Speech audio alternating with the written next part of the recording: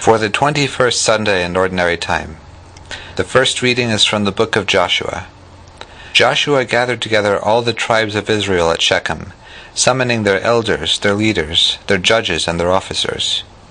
When they stood in ranks before God, Joshua addressed all the people. If it does not please you to serve the Lord, decide today whom you will serve, the gods your fathers served beyond the river, or the gods of the Amorites in whose country you are now dwelling. As for me and my household, we will serve the Lord. But the people answered, Far be it from us to forsake the Lord for the service of other gods. For it was the Lord our God who brought us and our fathers up out of the land of Egypt, out of a state of slavery. He performed these great miracles before our very eyes, and protected us along our entire journey, and among the peoples through whom we passed. Therefore, we shall also serve the Lord, for he is our God. The second reading is from the letter to the Ephesians. Brothers and sisters, be subordinate to one another out of reverence for Christ. Wives should be subordinate to their husbands as to the Lord. For the husband is head of his wife, just as Christ is head of the church, he himself the Savior of the body.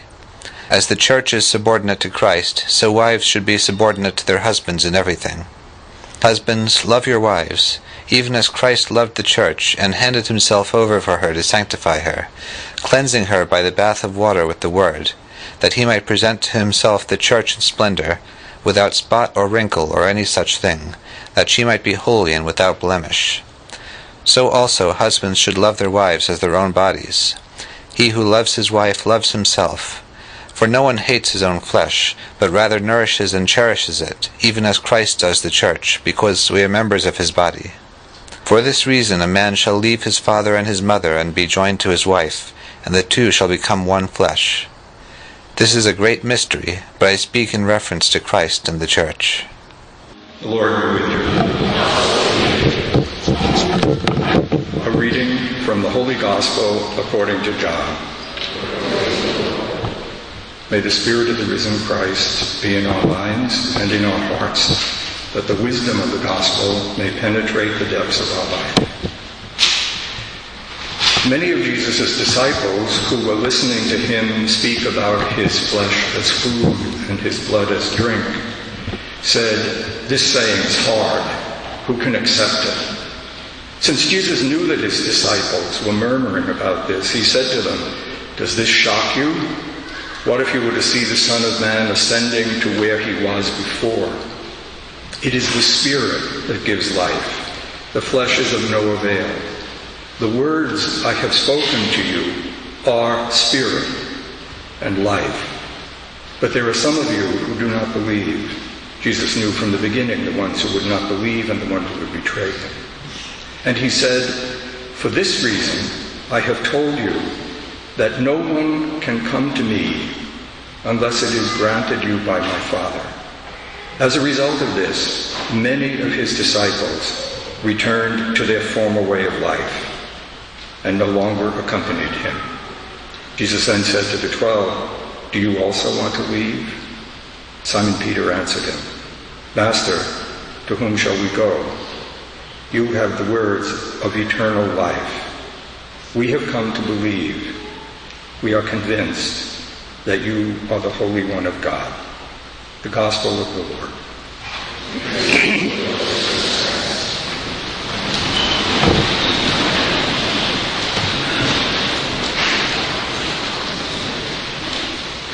Well, since quite a few people came in after Father Daniel made his first announcement, I'll just repeat that very quickly, introducing himself. He's the director of the campus parish here at Cornell, and Sister Donna, who's responsible a lot for spiritual development here and teaching, and on the other one. Generally speaking, Father Daniel, who's the director, would celebrate the first Mass, but he can't because he's crippled. And he really is. He was on a trip in Turkey on a kind of pilgrimage with some other chaplains from here. And I said last night he was attacked by robbers and beaten. I did say that. It's not true. He fell in a hole while he was walking, but he broke one of the bones of his foot. So it would have been better had he been attacked by robbers, but it would have been worth all this trouble. He's falling in a hole. He's been laid up for about 9 weeks now, can't stand very long, and so that's why he's not celebrating. Luckily, he's had some early training at University of Rochester, so he knows how to sing pretty well, so that's what he's doing. More than pretty well, I guess. I asked you to listen to the readings, noticing how in each of them there is this notion of choice. It's undoubtedly why the people who put together the readings put these three together.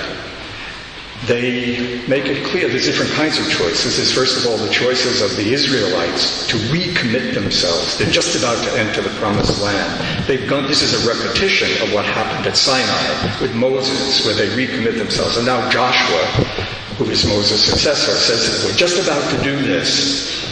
Will you choose to serve Yahweh, the God? The second reading is more intimate, I suppose, but is implied in it is the necessary choice for two to become one.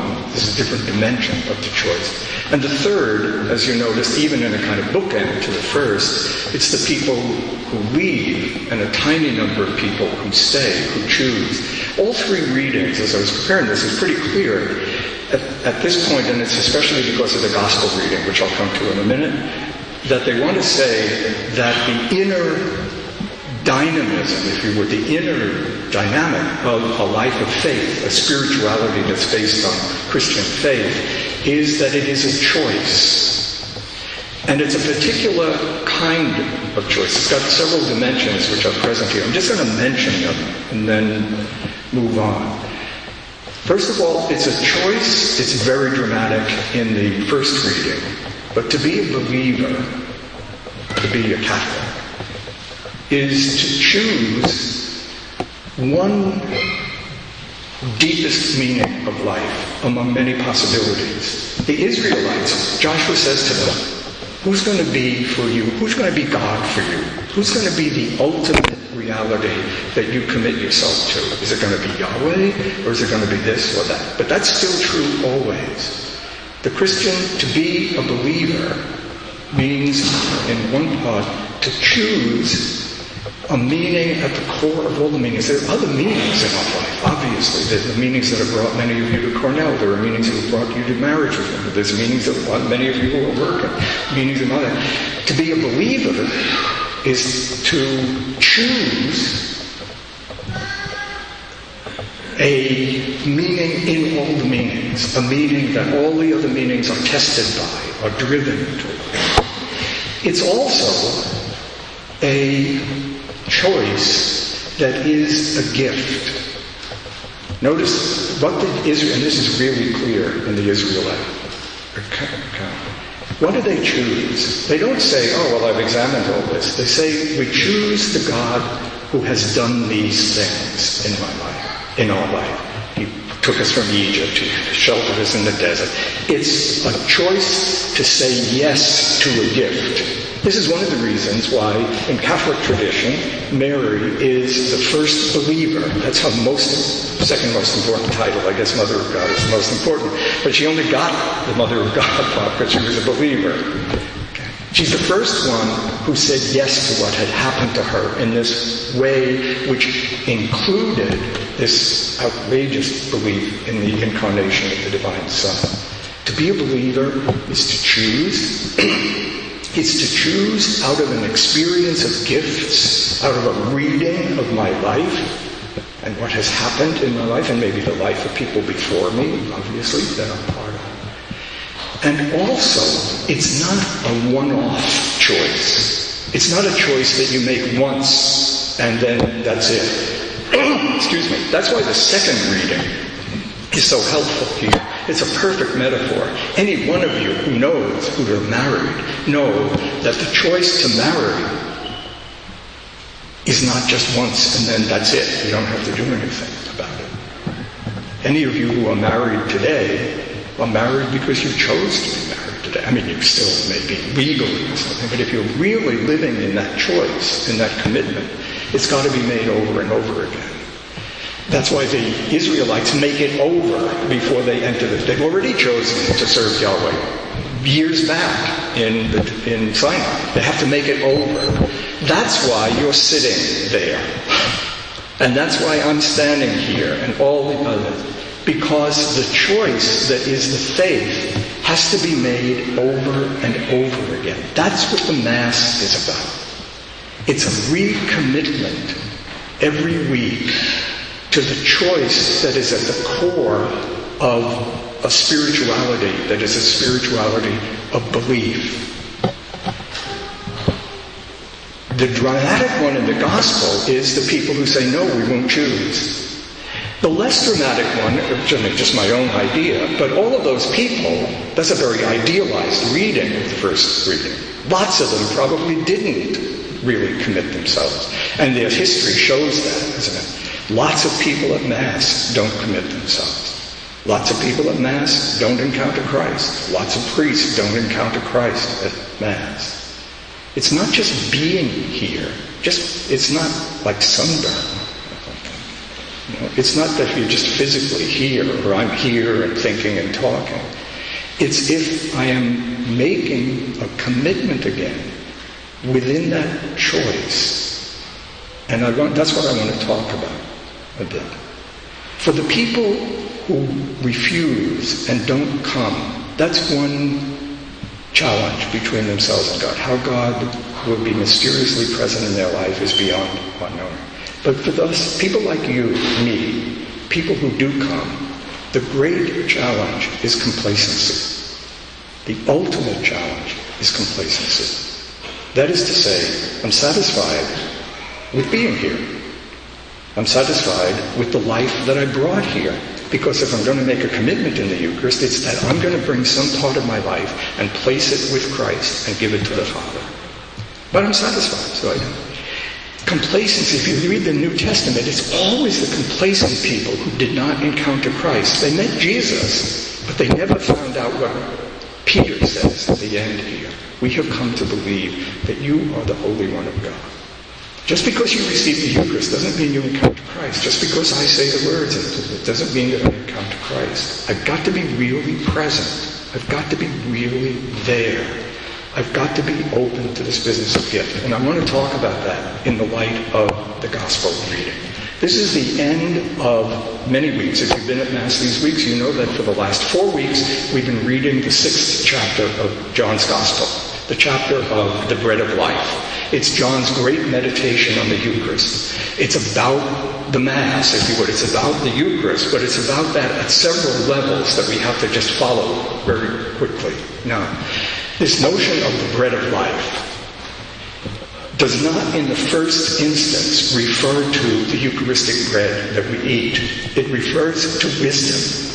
Jesus, if you read the first, if you read the first part of the Gospel, of the 6th chapter of John's Gospel, you'll see that it's all about wisdom. The framework is always a choice. John is very big about this. In his Gospel, he doesn't just write a history.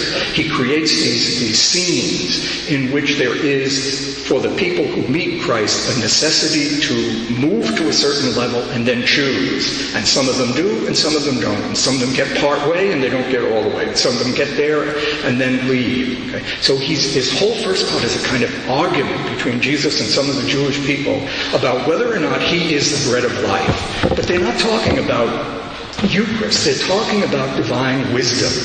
Why is bread an image of that? Because wisdom is a way of being alive. If you're really a wise woman or a wise man, you're alive in a certain way.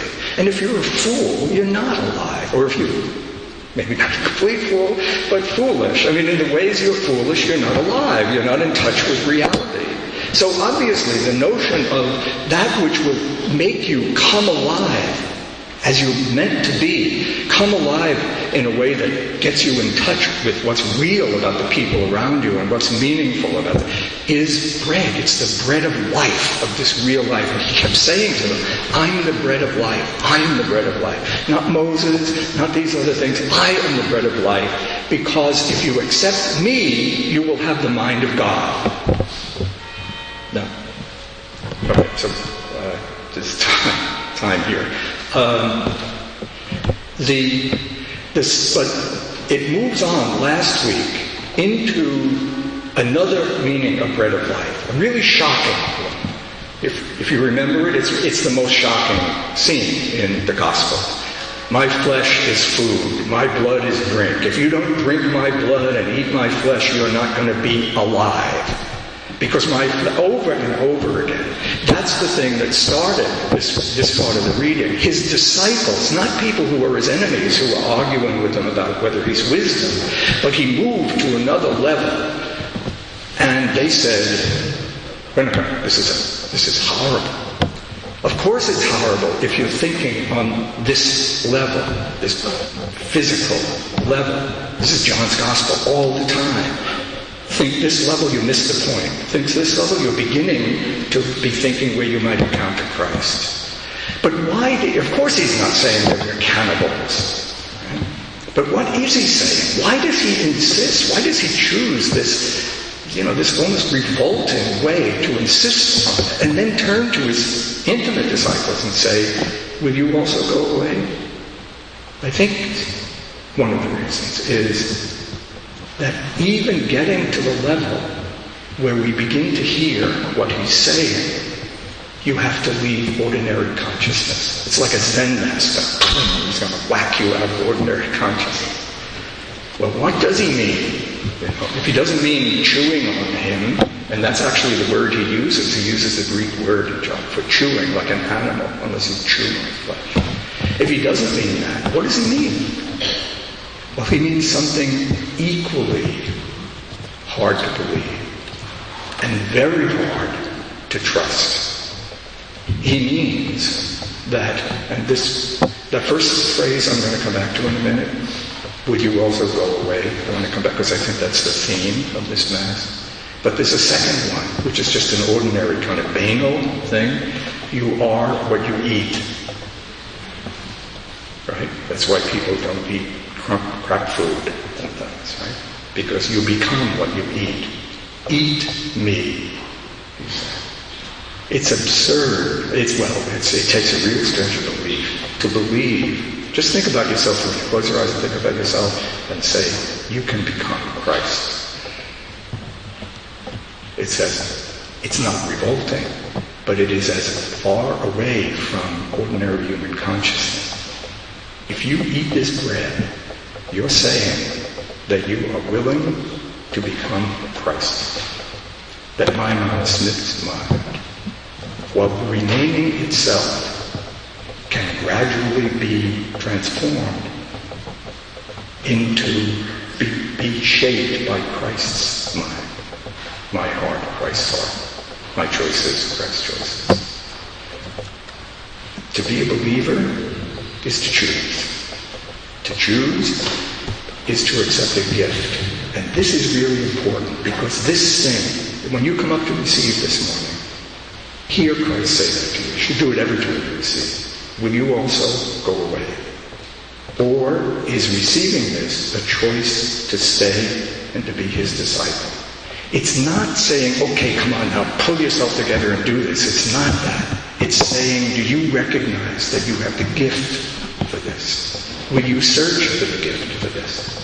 It's just like the other thing in John's Gospel, which Jesus says to Peter, Peter, do you love me? Very famous, right? Everybody knows it. 3 times. Peter, do you love me? Peter, do you love me? He's not asking Peter to come up with something. He's asking Peter to live with the question so that the question opens up in him this gift that he will find to be able to say, Lord, you know everything. You know that I love you. Same thing here. When Jesus says, will you go away? It's not like some sentimental thing. Are you going to leave too? No. It's to us. It's so that we will believe. Will you also choose to stay with the gift or the search for the gift? Is it going to be something you'll live very well all the time? Obviously not. Peter, the one who said this, we have come to know that you are the Holy One, betrayed him just a little while after this. Refused him, denied him. So it's not a simple thing. It's not a fairy story.